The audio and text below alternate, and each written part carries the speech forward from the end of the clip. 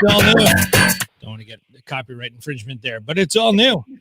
It's Rob's School of Business today, and we're talking to incredible entrepreneurs from all around, and I'm so blessed and honored to have my very first guest, the amazing Brandy Seltzer. Hello and welcome. Hello, and thank you so much for having me on. I'm so excited to be your first guest, and I'm just excited to do this with you. I think it's going to be really cool tonight. I agree with you 10,000%. So basically, the idea of this is, I think, a lot of people during COVID have been going through some stuff, obviously, and these businesses are having to pivot and reinvent themselves to find ways to navigate this new world. And I thought it would be a great time to kind of spotlight different people doing that and just kind of get their story as to how they got to where they were and now how they've gotten from where they were to where they are, and just kind of tips, because we're all in this together, Right. So, I guess let's start from your beginning. So all right, we're going way back. So I'm actually a lifelong Rockland resident. I've born and Good Sam, lived here my whole life. So Rockland is truly in my heart.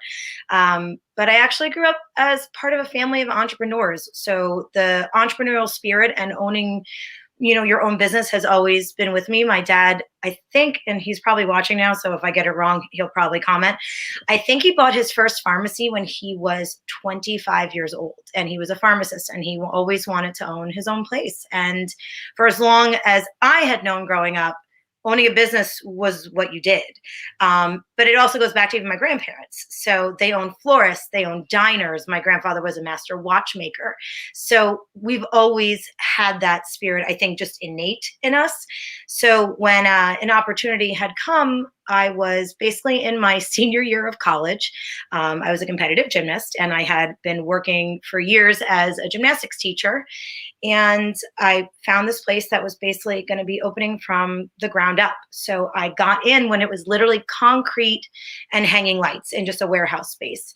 I became the director. And after a few years, I realized I wanted to own something like this. I wanted this to be part of my dream, which is what I'd always wanted, to have a gym.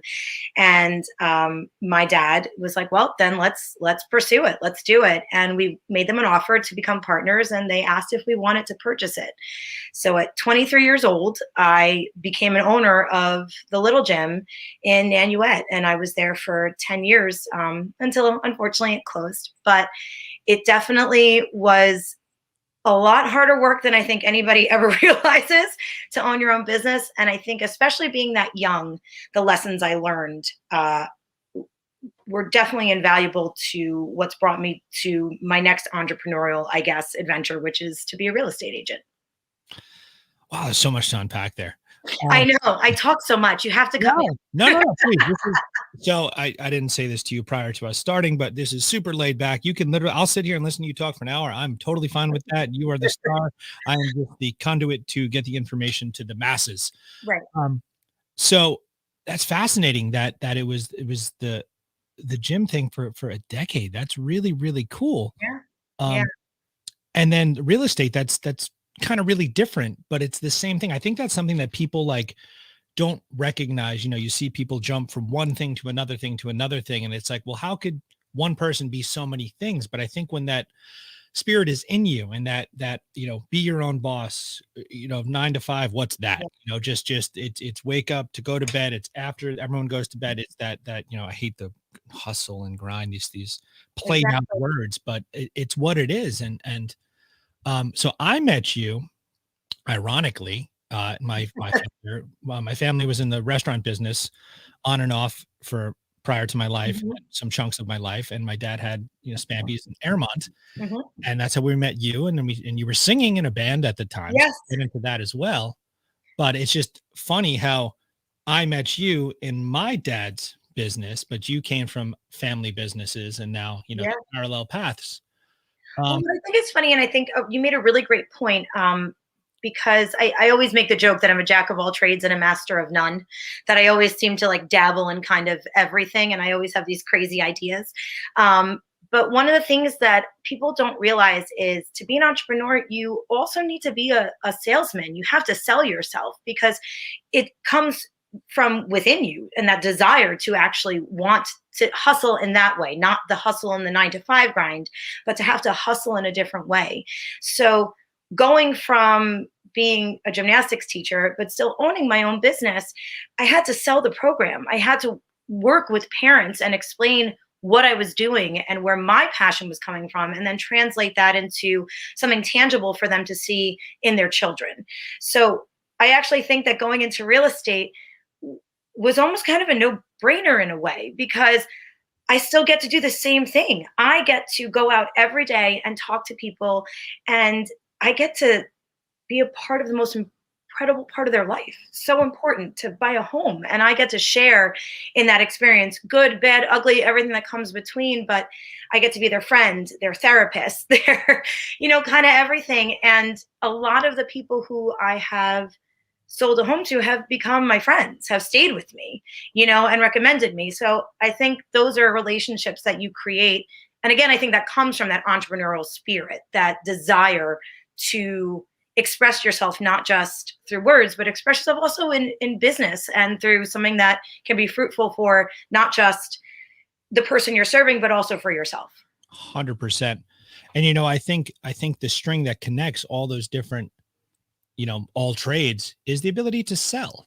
And a lot of people are like, oh, salespeople, you can't trust a salesperson. They're just selling you something. But I think at the end of the day, being able to sell is one of the greatest assets to have in life, because ultimately you're selling yourself. If someone trusts you and you're not a scumbag, right now you can convince them. Now you're a team going on to, okay, here's the house we're going to live in. But I mean, a home, that is such an intimate thing. Mm-hmm. I learned that for myself. My dad was a business guy my entire life, and a master salesman. And I watched him growing up with the Rolex watch and the Mont Blanc pen and all the, just a baller. And at the end of the day, it didn't matter, because when he was selling you a slice of pizza, it was the same thing as when he was, writing a giant order to Pep Boys or some automotive distributor. Yep. So I think being able to translate selling the gymnastics program to selling real estate to selling your band when you're fronting a band, it's all the same thing. It's just, spreading it out amongst other things. Yeah. I think it's one of those things that, again, one of the things I have these Brandyisms, or sometimes like Normaisms, like my mom. My mom always has the best advice for like everything. So I call them Brandyisms. I always say that, people don't want to buy from a salesperson. They want to buy from a friend. Right. And one of the things that I learned very early on in sales is that there's a lot of sales that can be taught, and a lot of things that really are innate. There are not great salespeople. You have to be a great person to be a good salesperson. So to be able to put yourself out there and to walk into a room and sometimes just, have to cold sell somebody and be like, hi, I'm Brandy, what's up? And schmooze and find a connection. That's something that has to come, again, like I keep saying, from inside, something that you want to do. Because if you're shy, or you don't have that just confidence to say, it's okay if I'm, just in here and I don't know anybody, I'll find the next person who's standing next to me and introduce myself. And you find a connection, because then that person may open the door to something else for you. And you may not have even realized that for that 10-minute conversation, they may not be the person you're going to sell to, but maybe the person they introduced you to would. So you always have to be on and ready, especially if you have your own business, to always promote, to always be willing to say, hey, I'm in real estate. Oh, that's cool. Oh my gosh, yeah, if you ever need anything, give me a call. And you never know who's going to be that person to call. It may be their friend. I tell you, real estate, I can find a direct parallel to that and music lessons, because not everyone buys a house every day. I think not, one person individually doesn't buy a house Monday and then buy a different house Tuesday. And then similarly to a music lesson, not everyone wakes up and says, today I want to learn guitar. But when they do, you want them to know Brandy's the girl to go to. Rob's the guy to go to. You know what I mean? And I think that you're almost vetted to the masses, and that's amazing. That's what you want. And I think that that's something that for you, especially, and I tell you this all the time, because we have known each other for so long, and we've always supported each other in whatever ideas that we have. That's something that you do as well, because you made that connection, that you have to be able to show the value without actually like having the result yet. Mhm. And I think that being able to express yourself and being able to say, like, listen, maybe this house doesn't have that extra space you have, but think about it this way. You could do this X, Y, and Z. Or, you know what, if this isn't it, we can find something else. So maybe guitar may not be a child's thing, but maybe piano, like my son. He Yep. started with guitar and he was like, you know what, I think I really want piano. So, but you still had the value there. I Yep. knew that why would I ever go anywhere else? And I think that that's something that you have to remember. In fact, actually, somebody just commented about live your dream. Yep. And I think that that's it. I think, again, another Normaism from my mom. You know, my mom always says that you don't have to, you know, you didn't, listen, go to college, kids. But if you don't want to go to college and you find a trade, then be the best in your trade. Own your own business in that trade. So this way, you are able to live that dream. And then if you live that dream and you live it honestly, then the money will come to you. You'll find a way to make a living and make a living that can make you happy. 100%. 100%. And for anyone who's not familiar, I should have said this in the beginning. Brandy, in many ways, is the voice of Rob's School of Music. Every street fair and recital, and even on the phone sometimes. That's the wonderful woman you're speaking with and seeing. So that likability and that genuineness, genuine. I think it's genuineness. That's even if it's not right, we made up a word and it works. I make up one word at least every 15 minutes of my life. I mispronounce every word. It's like a running joke in our family. It's because, again, I always mess something up. So. Yep. I see a question here that because I think it's a good one. What would be the best tip for people who want to break out of their comfort zones in order to grow as business people? So I think this is also a really hard one because I know that sometimes, you know, you hear those silly cliches of like, oh, imagine everyone naked, and to me, it's not that. I think that confidence is something that is in all of us. And I think that all you need to break out of, say, that kind of comfort zone that you're in is just to say, you know what, today I'm going to talk to somebody who I don't know. I'm going to just introduce myself. Or if I'm standing at line, and I know it's a little harder now, especially with COVID and your mask, and you also kind of can't read faces, but I used to talk to people in the supermarket and just, hi, how are you? How's your day? Because it sounds so silly, but you're training your brain to no longer be afraid of a stranger. Right. We're taught at such a young age that you should always be weary of people around you, you know, and be weary of strangers, be weary of different environments, you know. And I for one, always think that when you put yourself someplace and just say hi, that's all. So to me, if you're in a situation where you maybe are looking to gain that confidence and being able to talk to somebody new, I think just start making it part of your day to say hi to somebody who you don't know. Strike up a conversation. What's the worst that can happen? They look at you like you have 5 heads and you walk away. That's literally the worst thing that can happen if you say hi to a stranger. Right. Or if not, maybe they're going to say to you, hi, how are you? Great. Thank you so much for asking. How are you handling everything? Good. Good. There you go. And if you make that an effort, at least once a day, to try and talk to somebody who you don't know, or even asking someone you do know a question that maybe you didn't know. Like I maybe could just say to Rob now, like, hey, did you play sports as a kid, or were you always just into music? And now I'm actually looking for an answer. I did martial arts. Actually, I did karate from age 9 until 16. I earned 2 black belts. And I thought I was going to own a karate school. That's really what I thought my life was going to be. And then this damn guitar changed. So see, now right now, here's somebody who I even know and I know really well. And now that's something else that maybe I didn't know. That I know you did martial arts, but I didn't know that you always wanted to own a martial arts school. So now so again, see, entrepreneurial spirit. It's been in you since you were a kid. Seriously. My dad's on. I have to say hi to my dad. Hi, Daddy. Hi, Mom. Thank you, everyone, for tuning in. Yeah. And everyone who watches this in the future, because this will exist on Facebook and a podcast as well. So this will be in perpetuity. Forever. Yes. So how did you get into real estate? How did that start for you? Well, actually, it's a really funny story. So again, because you never know who you're going to meet in your life. One of the parents who used to come to the gym, Kenyatta, she actually owns R2M Realty in Nyack, called me for something completely separate.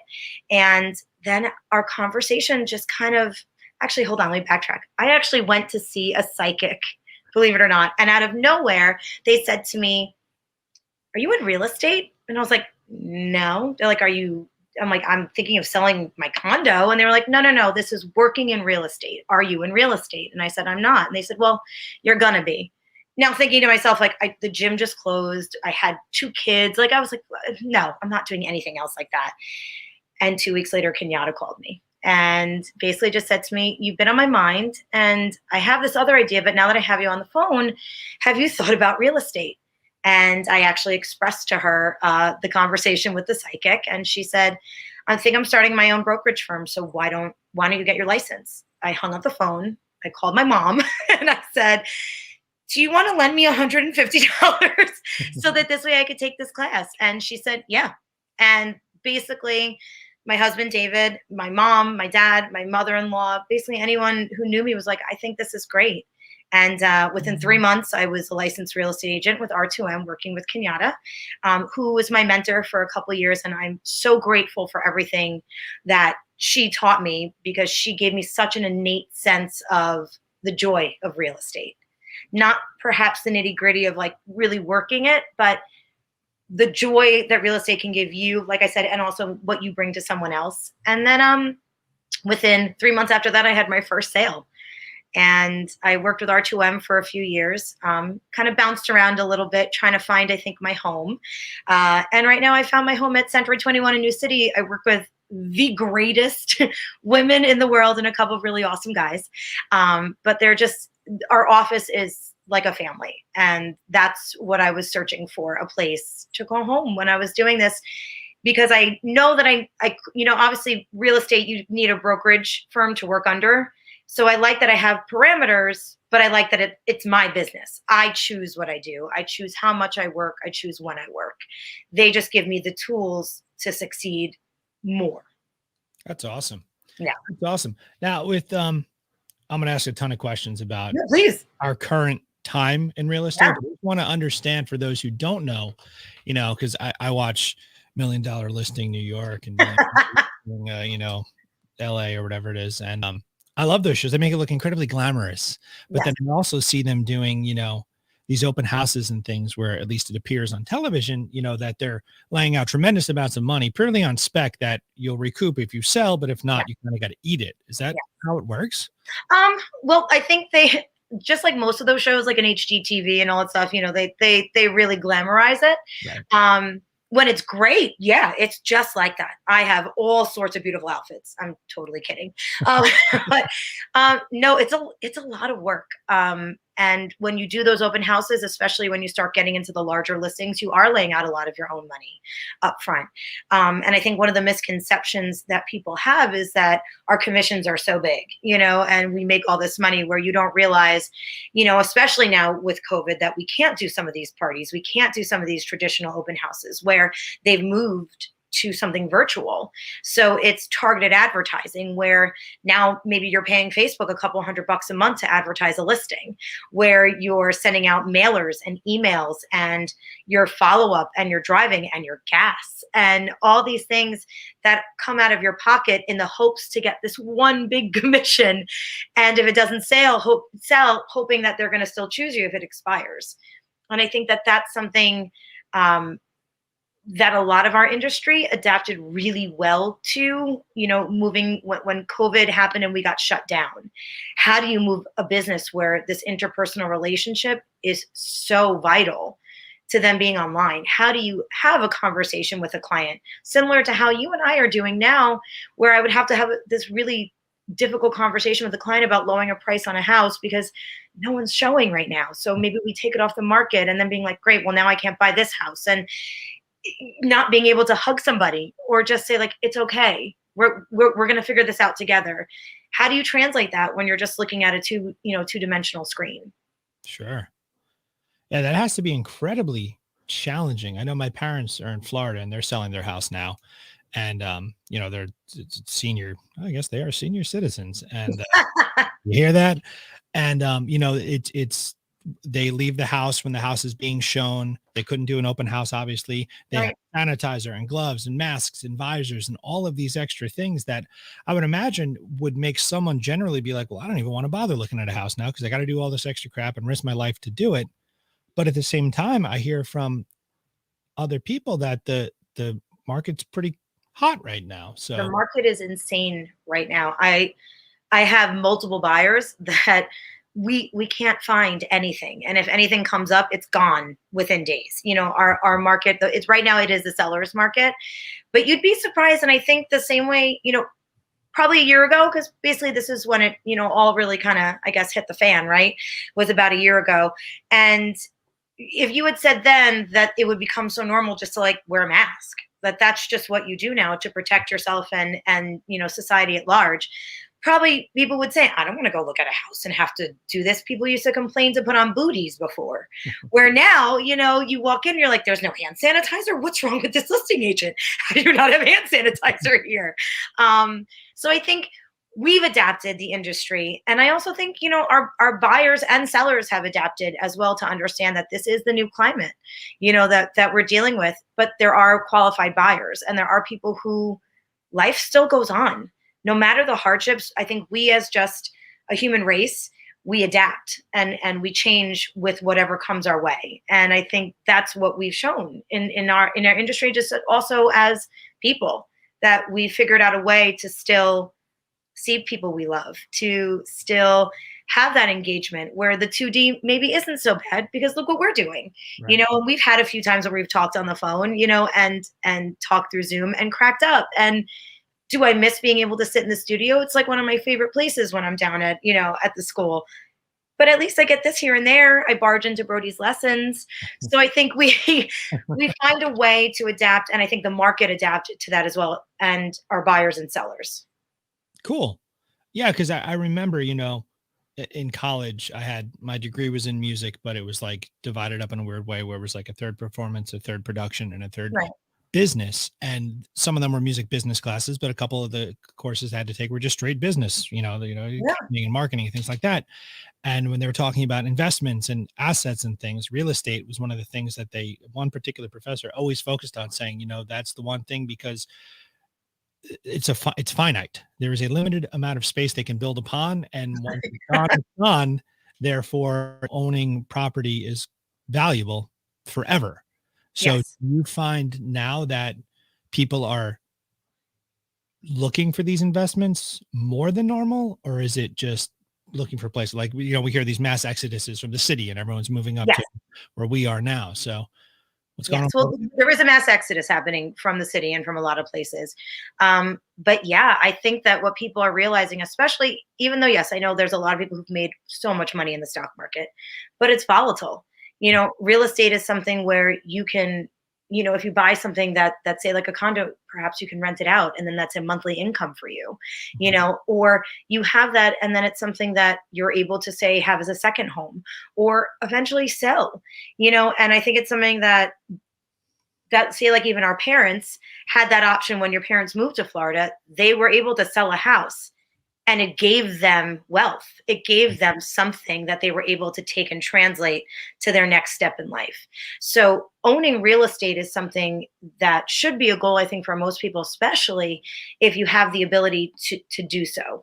And I think that what we're trying to do is find ways to, I know through different loans, and I don't want to talk too much about it, because then, I get into a place I don't know, but with different ways that you can get mortgages and different incentives, they really are trying to get people to be first time home buyers, because through that, you're also creating a legacy of wealth for your family and your children. Because if and when you're no longer here, your real estate property is still yours, Right. and it can be then given to your family. So it allows them perhaps either to sell and then move on with their life to something else.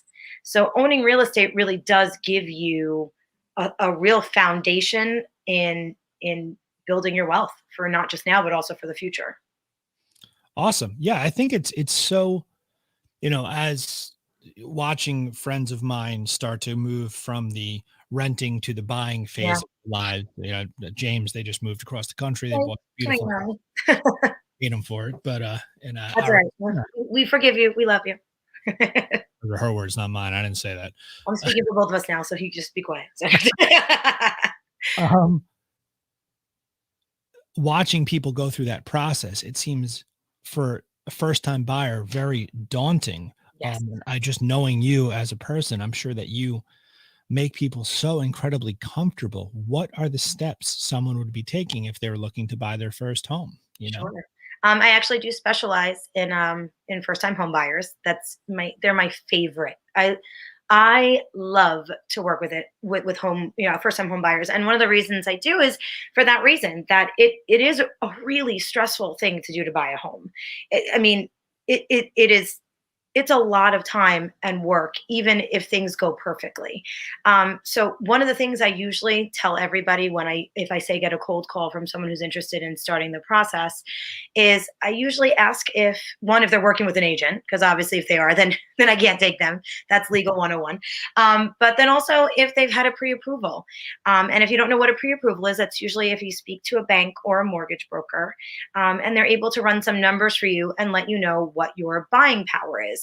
And how I liken that to somebody is that, so say you go to a store and there's this item that you really love and it costs $25, but you only have $10 in your pocket. You can want that $15 thing forever. You can want to buy that, and you could stare at it and say, I'm gonna try and convince that cashier to give it to me. But if you only have $10 in your pocket, you can't buy it. So it's the same thing with real estate, that pre-approval lets us know what your budget is, what you're able to afford, so that this way we're not walking into a house that's $600,000 and you're only approved for $4. You're not going to be able to get that house. So that's rule number one I tell everybody is, let's get you pre-approved, so that this way we're making sure that whatever we see, you're able to act on if you like it. After that, usually what we do is we have a buyer consultation. I would usually do something where it'd be in person, but now obviously we're doing it, through Zoom or through like a Google Meet. And I like to hear just their story. And I think that that's something that also gets lost with some real estate agents, that it's kind of just the transaction, where for me, when you're dealing with a first-time home buyer, there's a story behind there. There's a reason why they decided to do it. Maybe they just got married. Maybe they're having a baby. Maybe they're having their second child and they need to move on. And it's those things that when you sit and you listen and you get to know somebody, the next step then becomes easy to say, okay, so you're telling me you want a house with this and these amenities and all these things. Okay, so for your budget, this is probably where we should look. Here's what we should do. And then you're sending them things that make them happy and things that spark joy inside of them. So when we go see the house finally, when we know we can walk in and I say, look, can you imagine Johnny's nursery here? How beautiful would it be if you painted that beautiful blue? It'd be so great. Or imagine your swing set. So again, back to the sales idea, that I'm not selling them on the house. I'm reminding them what their dream was. I'm reminding them that I can help them catch that I could be their dream catcher and say, remember that conversation we had? So do I. And I remember what those things were that made you want to buy a house. Then after that, you put in an offer. You pray that you don't have 1,000 other offers coming in. And hopefully you come to a meeting of a minds on a price. After that, we do an inspection. I liken the inspection to basically a physical for your house. You go to a doctor and they do your blood pressure and all that kind of stuff. If they find an issue, they're going to refer you to, say, a cardiologist. So I always tell my clients, your inspection is basically going to your general practitioner. They're going to tell you, in general, the things that are great and things that maybe need work. If they really feel something is wrong, we go to a specialist. We'll call an electrician. We'll call a plumber. After that, if we can figure that out, they go to contract. And pretty much from there, sorry if you lost me, that is actually a client calling me. So client, oh no, where'd you go? I see you still. You don't see me? You can see me? All right, well, I don't see you. I lost you, so I'm sorry. A client just called me, everybody, and I really apologize. I'm trying to find my way back here. Oh, I don't know. All right. Well, if you could see me, then that's okay. Then we actually go into contract. Pretty much after you're in contract, that is your chance to basically be bound to the house. And after that, the house, after a couple weeks, we close on the house and the house is yours. That's awesome. There you are. Okay. Yep. Hi. Hi. Sorry, I lost everybody. If my client's watching, I'll call you back in a few minutes. I mean, if you got to go take the call, business first, no? Well, that's okay. They're all right. Okay. I do see a question from somebody here about what I used to do as a kid. Mm-hmm. Can you specify that question or just a general question? Because I used to just do gymnastics as a kid. That's literally all I ever did. And sing all the time. I don't know if you knew that person. I don't know if that was a loaded private joke sort of a question or a legit question. I was kind of wondering too, but then now I'm like, no, they're still just there. There's no follow-up joke there. Yeah. So yeah, then after that, then basically then they get the keys. They go to a closing and they get their house. So it's a long, arduous process usually that takes anywhere from about 6 to 8 weeks from contract. And there's always things that happen. There's always, and my job, I always say, is to make sure that I put out the fire before you even know there was one. Well, I was going to say, I think that's, probably the most frightening part is there's anytime, I think, let me backtrack and Yeah, set I this think a up. lot of information. No. That was fantastic. And that was actually really comforting to hear it explained in such a this, then this, then this, then this, because it's managing expectations. Mhm. And I think a big factor in having your own business and being in charge and, heavy is the head that wears the crown. You're the one who it begins with and ends with to a certain degree, even though a lot of things going wrong have nothing to do with you. A lot of things Right. going right. There's so many variables you can't control. I think the ability to be unemotional and process that information and then funnel it down to your clients and ease them into, hey, the appraisal was the inspection didn't go through, you're gonna have to come up with extra money, or the house is worth less than the bank thought it was, so they're not going to give you the more. Like, there's so many things that you can't control, and I think that having this particular personality type is an incredible asset to helping to facilitate that information to people. Yes. And I think, like I always say, like I sometimes feel like I become like a therapist, Right.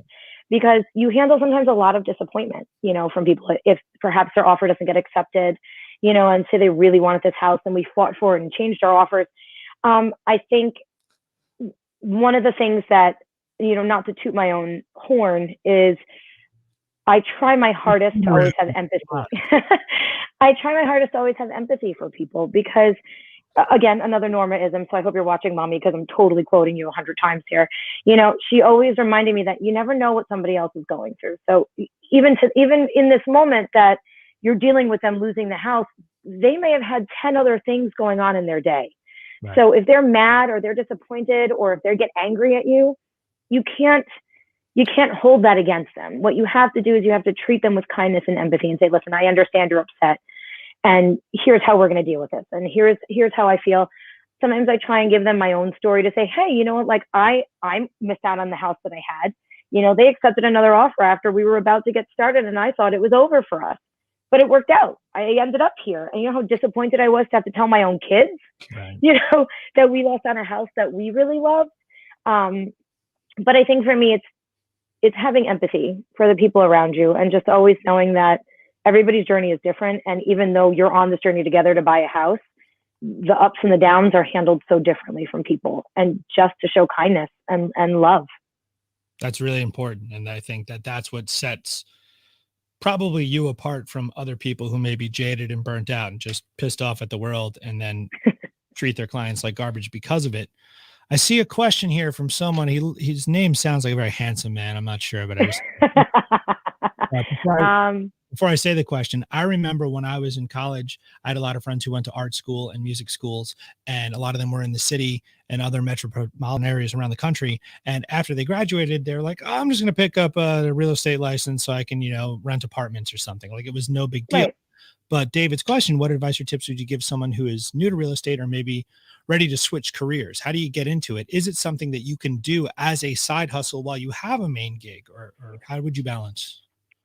So that's actually, it's funny you say that, because I know there are people who kind of do it as a side gig. I don't really know how you could be, I guess, really successful in that as a side gig. Mm-hmm. It consumes my day. Even when I'm not so busy, it consumes my day. But I think one of the ways to get into real estate, if you're even, I guess, real estate curious, right, is to find dipping your toe in the pool. Dipping your toe in the pool. That's okay. We all like to try sometimes. But so no, I think what you need to do is you need to find a good mentor, somebody who who's in real estate. I was lucky enough to mentor a good friend of mine who joined real estate, because she would see me and say, I love that you've got the kids and that you're able to manage this. And I said, listen, there are times my kids come with me in the car. For a while, my older one could tell you that a house is a split level, and that what's great about split levels, and would go into everything about these houses, because he would come on showings with me because I had no other choice. David was at work and my little one maybe was in nursery school and he was home and I had to show a house. I'd be like, all right, everybody, bring your iPads. Let's go. But I think if you're really looking to get into real estate, you need to find a good mentor and you need to find a good company you want to work with.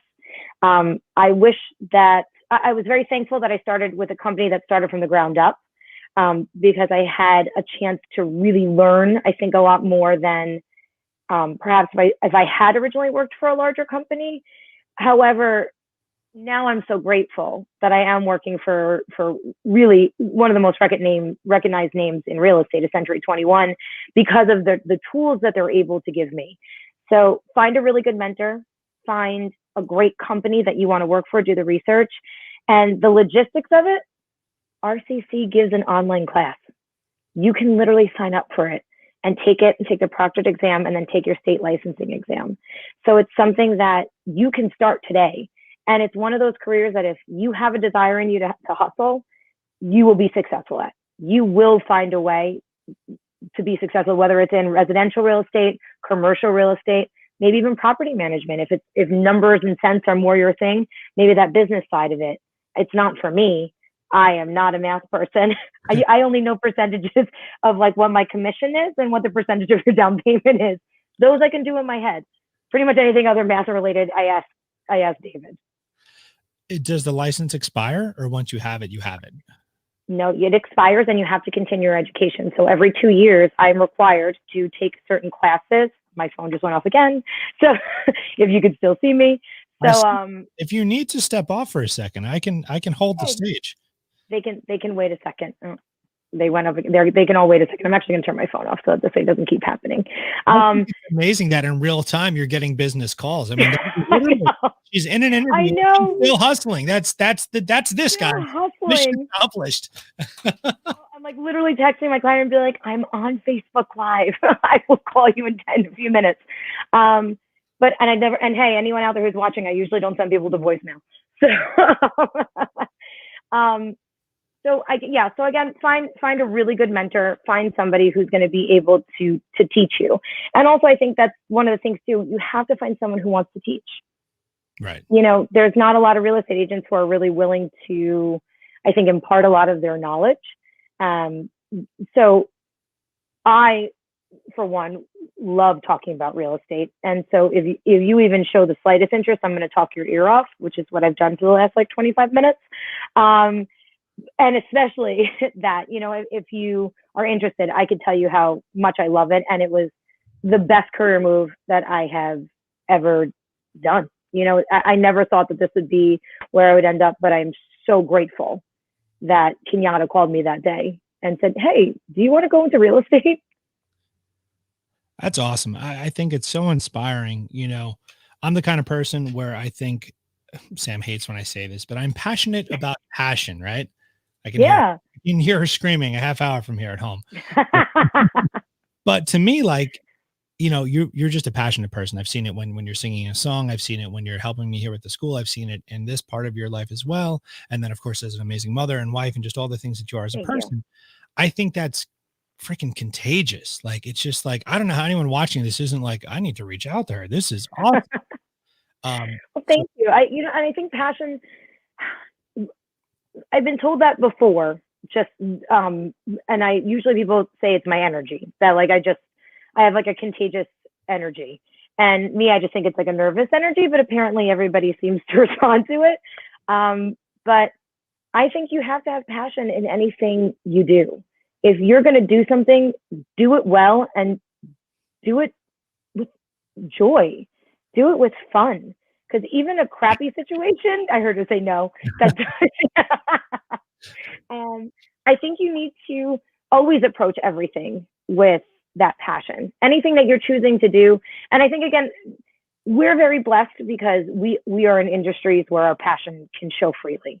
There are people who are stuck in these stuffy offices where how are you going to show passion about numbers?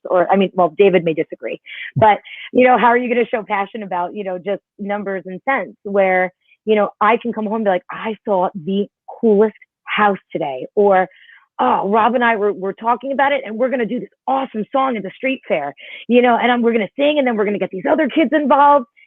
We have the ability to be passionate, but I think if you and I could even share that passion, you know, that again, passion breeds passion. Hey, Yeah. baby. Yeah.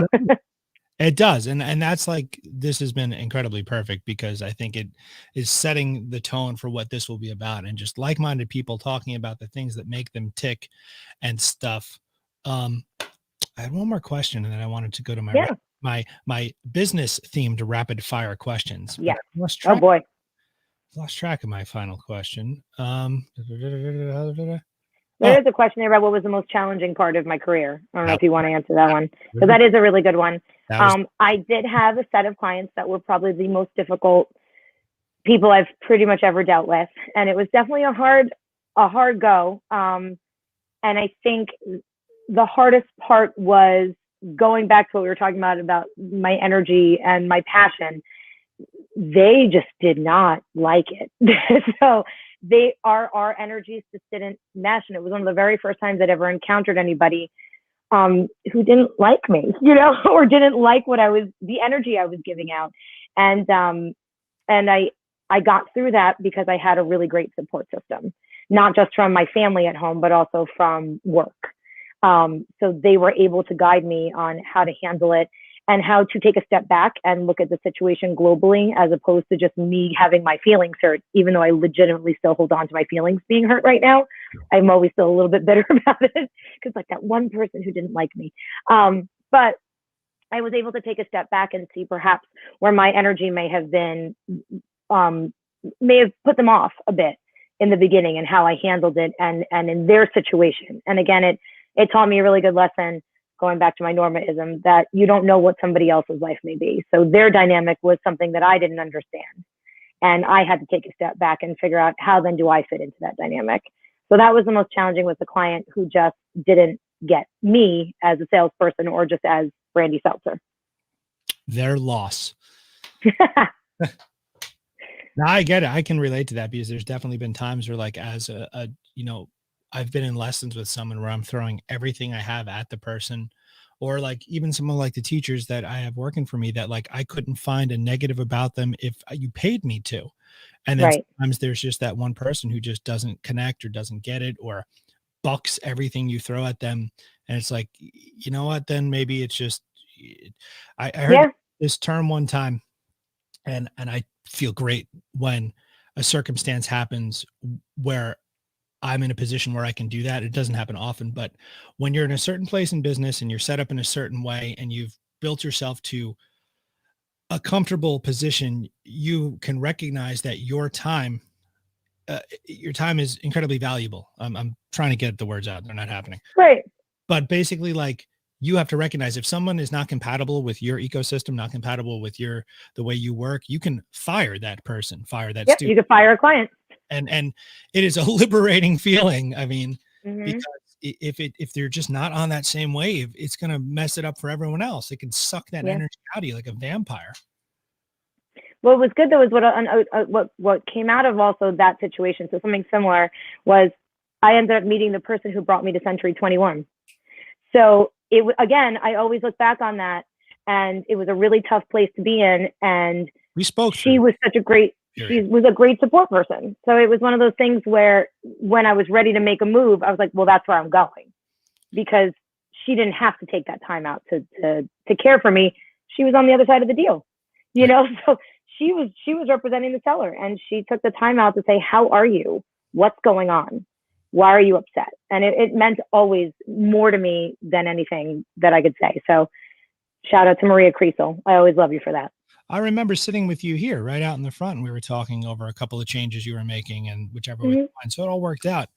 So one more question here before my rapid fire here. Okay. Before you dive into a new venture, singing career, real estate, etc., do you weigh your pros and cons, or you just jump into it? I'm a jumper. I'm one of those people. I think it's the passion. If I'm excited about it, it becomes like all consuming in my brain. And until I take the leap and do it, I don't care. That's why David and I are a good team, because I would say I float somewhere in the clouds and David's feet are planted. That's my husband. If you don't know, his feet are planted firmly on the ground. So he's usually the one who says to me, okay, so let's think about this smart, what are you going to be able to do? Me, I just jump in. I'm like, this is the greatest thing I've ever heard, and I have to do this now. And he usually reminds me. So I may not think about it, but I have a really great partner who helps me, maybe not weigh the pros and cons, but just reminds me that I'm only one person. And I tend to forget that I think I could do everything. I think that's part of this entrepreneurial curse, though. It's like you just want, like, I go home at night and I can't go to sleep because I'm like, I got home last night. I was like, I need to shut off because otherwise I'm going to be up all night. My brain is working. And it's the dreamer. It's the, I can do it. I can do more. The sky's the limit. I think that's what makes people. It's the dreamer. I love that. Awesome. Me too. That might be right there. Yeah. I guess, no, what's that one? Have you ever been hesitant to start something new, find out it was your best move yet? I think that's kind of connected to that same thing, right? Yeah.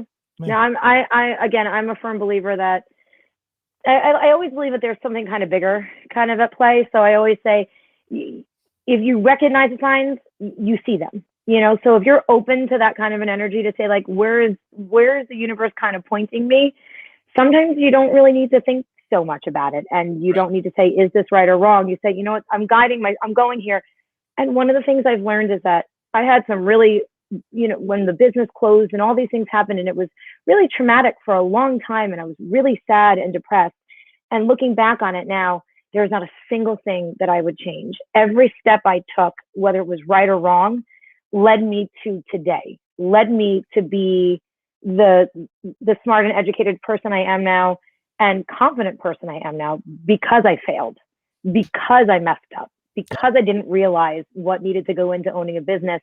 Now I have that ability to work smart and not fear the failure because I know I failed. Mm-hmm. I failed at a dream that I had and I lost it and it broke my heart. Oh, yeah. But look what it brought me. Like, look at this great career I have. Look at this great family and this home and friends that led me to. So never regret any failure you have. It's just literally one more step to get to that end goal, to get to your dream. 100%. Failure is part of success. I mean, it's what drives us. I reference often, especially in this pandemic, when my family had the Spampi's Trattoria and Tavern, fine dining restaurant, 150 seat, giant bar, white tablecloths, and the economy crashed in 2008 to 2010. We just couldn't hold on. Yeah. That broke something inside of me that will never heal. But that's what makes me say, don't take your foot off the pedal because it could break again. Keep working, keep working, stay through it. Write out your ideas, whatever it has to be. And I think that drive is a big factor in success. Yes, your hustle inspires me. So your hustle inspires me. We're friends. All right. So in my music interviews, I do a series of rapid fire questions, this or that. Now, full disclosure, world, I accidentally deleted the note. So I'm going to pull them out of my and hopefully I remember them all. So if there's slight hesitation, they evolve over time. That's just because I can't find where I put it. And hey, it's me. I love improv. So let's do this. All righty. So it's this or that. You don't have to justify your answer, but feel free to. Okay. Coffee or tea? Tea. I hate coffee. What kind of tea? I'm an equal tea offender. However, I like any unsweetened tea, and I happen to also love like ginger tea. That's my favorite. But I always say, can you imagine me if I was like fully caffeinated on coffee? So tea has caffeine, but I have like my one caffeine in the morning, and then I have only decaffeinated tea for the rest of the day if I have more. Okay. Thank you, Scott, for saying we got this. I appreciate that. I appreciate my ability to improv. In your business life, is it a Mac ecosystem or a PC ecosystem? Oh, straight up Mac.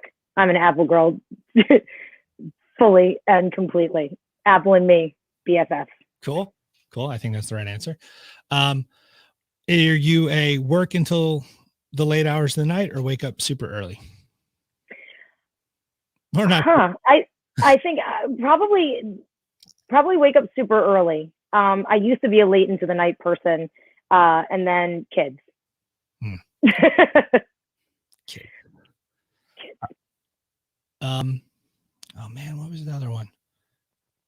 Audiobook or reading books? Reading. I love to read. Okay. Do you believe in fancy watches and clothing and this bravado, or just I'll get it done with a big pen and it doesn't matter? I am, yeah, I'm a straight up like sweatpants and sweater girl. And I tell all my clients I dress up the first time and I say, you will never see me like this again. So I do this to show you I can be professional, but I have 2 kids and I'm always running around. So I'm most of the time in leggings and pretty much this outfit, which you could vouch for, a tank top, a sweater, and a pair of leggings. That's my uniform. Sorry, my uniform is various Rob School of Music sweatshirt. So it's I also wear your Rob School of Music stuff all the time. I have to plug. Appreciate it. Man, I can't remember the other ones. They were good ones too. We'll have to come back and I'll edit this in on the replays because I don't want to just stutter and try and remember what they were. But it's okay. That's my time, Brandy. Thank you so much. Thank you so much for having me. This was so much fun. I can't lie. Like I did get a little nervous, even though I knew it would be fine, but I was like, oh shoot. Like now I have to talk for like an hour. You know what I find is like, I forget that it's live, like, especially on the night when I do record talk with James and Brian, like sometimes I say something and I'm like, people are going to see that, Rob. You better watch out for that, you know? So yeah. It's just your friends. It's all it is. And that's all I want this to be. That's why it's so special to have you the first time, because you're, you know, a really close friend and a really successful, you know, human being. And that's really special to me. Wow. This was so much fun. Thank you so much for having me. And thank you everybody for tuning in and watching. I really appreciate it. Yes. Thank you so much. And be sure to follow Brandy on this Sold by Seltzer Instagram. And of course, School of Music on the Instagram. And then we got some positive feedback already. So thank you.